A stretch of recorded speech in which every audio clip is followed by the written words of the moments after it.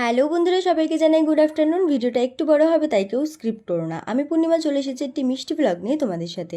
তোমাদের আগের ভিডিওতে জানাবো বলেছিলাম দিদি আমায় কী গিফট দিল। তো দিদি এই সানফ্লাওয়ার ভাসটা দিয়েছিল আমাকে গিফটে।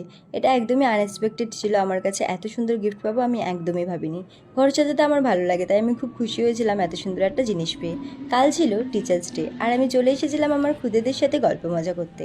ওদের দেখে আমার ছোটোবেলার কথা মনে পড়ছিল। ছোটোবেলায় এই দিনটা আসার আগে কত প্ল্যান, কত গল্পের আসর বসাতাম কোচিনে বন্ধুদের সাথে। কারণ সারা বছর টিচারের সামনে বই খুলে বসে থাকতে হয়, এই একটা মাত্র দিন যেদিন টিচারও বইয়ের পাতা বন্ধ করে আমাদের আবদারগুলো রাখতো। সত্যি খুব মিস করি। কি তোমরাও করো তো? এখানে আমার খুদেরা আবৃত্তি করছিল, তো সেগুলোর কিছু ক্লিপ তোমাদের সাথে শেয়ার করলাম।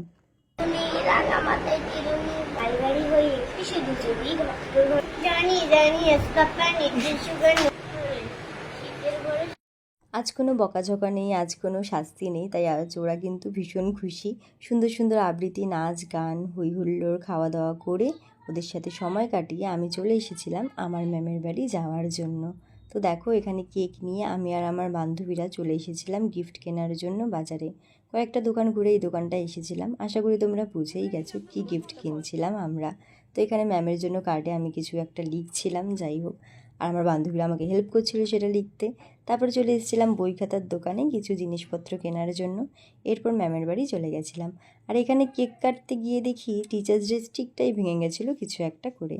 এরপর কেক কেটে কিছুটা সময় কাটিয়ে সবাইকে টাটা করে চলে এসেছিলাম বাড়ি।